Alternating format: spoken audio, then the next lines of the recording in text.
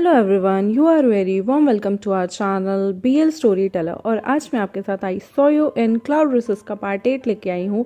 I hope आपको ये part अच्छा लगेगा। गाइस, ये पार्ट थोड़ा सा डिस्टर्बिंग है, तो मैं चाहती हूँ जिनके भी दिल कमज़ोर है वो ये पार्ट ना सुने, स्किप कर दें, या फिर जिसको भी हेट्रेड कमेंट करनी है या उल्टा सीधा बोलना है तो प्लीज़ वो पहले ही स्किप कर दे। मैं उन लोगों से पहले ही बोलती हूँ।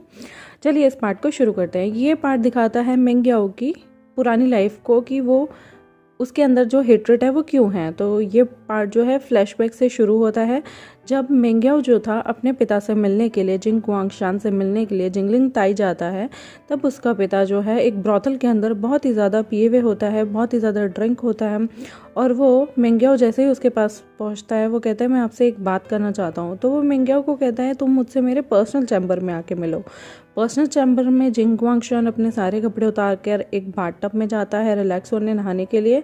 और जैसे ही वहाँ पे मिंग्याओ आता है वो उसे कहता है, मिंग्याओ बोलता है कि मैं आपसे कुछ बात करना चाहता हूँ, लेकिन उसकी कोई बात सुने बिना ही जिंग गुआंगशाओ से कहता है कि तुम अपने सारे कपड़े निकाल दो। एक्चुअली वो मिंग्याओ को समझता है कि शायद कोई ये कोई प्रॉस्टिट्यूट है या कुछ है, लेकिन उसे पता नहीं होता कि मिंग्याओ जो है उसका अपना बेटा है। जैसे ही जिन गुआंगशाओ जो है अपने ही बेटे मिंग्याओ को ये ऑर्डर देता है, तब मिंग्याओ वो चीज़ सुनना नहीं चाहता, लेकिन एकदम से उसके जो सोल्जर होते हैं, यानी कि उसके जो भी बॉडीगार्ड्स होते हैं, वो मिंग्याओ को खींचते हुए बेडरूम की तरफ ले जाते हैं और उसे ज़बरदस्ती सारे कपड़े उतारने को कहते हैं। उसके बाद उसके हाथ पैर बांध कर और उसका मुंह बांध कर जो है उसे उस पूरे बेड के ऊपर लेटा दिया जाता है। और फिर उसके साथ जो है गलत काम करता है जिन गुआंगशाओ, और उसके सारे सबऑर्डिनेट्स भी मिलकर मिंग्याओ के साथ ये सब हरकतें करते हैं, जिसकी वजह से मिंग्याओ जो है पूरी तरह से टूट जाता है। उसे समझ नहीं आता कि वो क्या करे, क्योंकि उसके अपने ही पिता ने उसके साथ इस तरह की ओजी हरकतें की थी, जिसकी वजह से वो एक ट्रॉमेटाइज इंसान बन के रह जाता है। उस ब्रॉथल में मिंग्याओ को एक हफ्ते तक रखा जाता है, क्योंकि रिपीटेडली उसके साथ बहुत लोगों ने गलत काम किया था, जिसकी वजह से उसकी तबीयत बहुत ज़्यादा ख़राब हो जाती है और उसे कम से कम ठीक होने के लिए 1 से 2 हफ्ते लगते हैं। और 2 हफ्ते बाद वो उस ब्रॉथल को छोड़ के जब जा रहा होता है तो वहाँ पे उसका फिर से एनकाउंटर होता है उसी के पिता जिन गुआंगशाओ से। तो वो उसे इम्प्रॉपर वे में टच करने की कोशिश करते हैं। तो मिंग्याओ कहता है दूर रहो मुझसे, और आज के बाद ना मुझे छूने की कोशिश भी मत कर लेना, वरना तुम जैसे इंसान को तो वैसे शर्म भी नहीं आती। तुम्हें पता है मैं तुम्हें यहाँ कन्फ्रंट करने आया था कि मैं तुम्हारा अपना बेटा हूँ, लेकिन तुम कैसे पिता हो। मुझे तो तुम में एक बाप कहने में भी शर्म आती है। तुमने खुद ही मेरे साथ उल्टा सीधा काम किया ही किया, और तो और अपने जितने भी बॉडीगार्ड्स हैं उन सबके साथ मिलकर मेरे साथ ये किया, और तुम वहाँ देखते रहे, हंसते रहे। तुम जैसे शर्मनाक इंसान से अच्छा है कि मेरा कोई पिता ही ना हो। और वो ये सब बोलता है और कहता है मैं तुम्हारा शक्ल ना आज के बाद ज़िंदगी में कभी देखना भी नहीं चाहता, तो मेरे सामने भी मत आना। मिंग्याओ कहता है मैं तो यहाँ आया था ये सोचकर कि मैं तुम्हें बताऊंगा मैं तुम्हारा बेटा हूँ और तुम मुझे अपना लोगे, लेकिन तुम जैसे इंसान की तो मुझे शक्ल नहीं देखनी।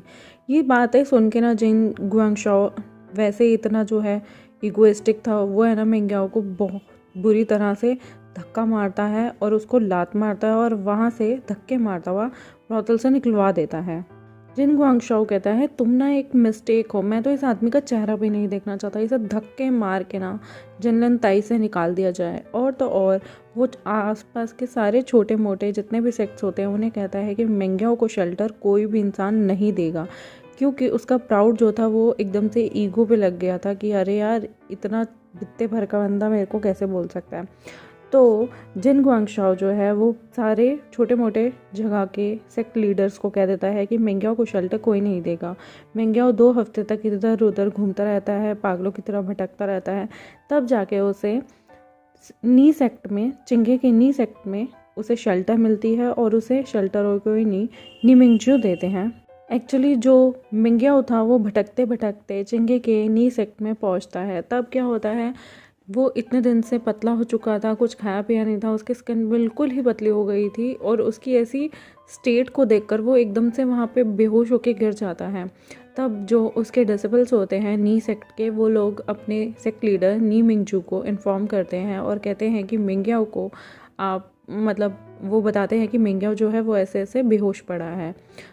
नी मिंगजू उसे शेल्टर देने के लिए तैयार होता है और उसे फिजिशियन को बुलाकर उसका चेकअप करवाता है, जबकि फिजिशियन उसे बताती है कि वो 1 मंथ प्रेग्नेंट है। नी मिंगजू अपने छोटे भाई नी हुसैन को उसकी जिम्मेदारी देता है कि ये जो है बंदा प्रेग्नेंट है और बहुत ज़्यादा वीक है, तो प्लीज़ तुम इसकी केयर टेक करना। और मिंग्याओ जो था छोटे मोटे काम करता था, बट वो बहुत ज़्यादा वीक था और उस पर कुछ लोगों की गंदी निगाहें भी थी। नी सेक्ट का ही एक डिसिपल जो था वो एक बार मौका पाकर जो है मिंग्याओ को वॉल पे पुश करता है और गलत तरीके से टच करने की कोशिश करता है, और उसके साथ 2-3 लोग और भी होते हैं। मिंग्याओ को ये देख के बहुत गुस्सा आता है और उसे पिछली यादें भी सताती हैं, तो वो उस डिसिपल को खींच के चांटा मार देता है। और वो जो डिसिपल होता है जिसे चांटा लगा होता है, वो गुस्से में मिंग्याओ को ज़मीन पे फेंकता है और उसके पेट में बहुत सारी लातें मारता है। मिंग्याओ अपने बच्चे को बचाने की बहुत कोशिश करता है, बट उसे बुरी तरह से वो सारे मिलके मारते हैं, जिसकी वजह से जो है जैसे ही नी सेक्ट लीडर को पता चलता है, वो लोग फटाफट से फिजिशियन को बुलाते हैं। फिजिशियन को बुलाने पे पता चलता है कि मिंग्याओ का जो बेबी है वो ख़त्म हो चुका है, इस दुनिया में नहीं रहा। और ये सुनकर मिंग्याओ की भी तबीयत बहुत ज़्यादा ख़राब हो जाती है। धीरे धीरे जो मिंग्याओ था वो अपनी नॉर्मल लाइफ जीने के लिए सोचता है, और वो नी ब्रदर्स के हर छोटे मोटे घरेलू काम करने लगता है, और तो और वो नी हुएसेंग के साथ जो है एज अ ब्रदर बिहेव करता है। धीरे धीरे मिंग्याओ का ये नेचर देख के नी मिंगजू को भी मिंग्याओ से प्यार होने लगता है, फीलिंग्स डेवलप्ड होने लगती हैं उनके मन में एक दूसरे के लिए।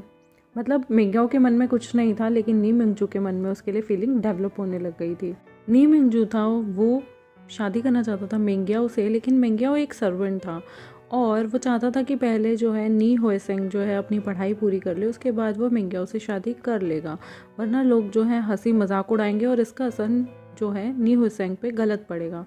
मिंग्याओ जो है वो कभी भी नीमू मिंगजू से प्यार तो नहीं करता था, लेकिन उसे लगता था कि अगर मैं यहाँ नहीं रहा और अगर मैंने सेक्ट लीडर को मना कर दिया अपने साथ रिलेशन बनाने से, तो मैं कहाँ जाऊँगा। तो इसलिए वो इस मजबूरी में आके नी मिंगजू के साथ फिजिकल रिलेशन को कंटिन्यूटी में रखता है और उसका एक बेड वार्मर बन के रह जाता है।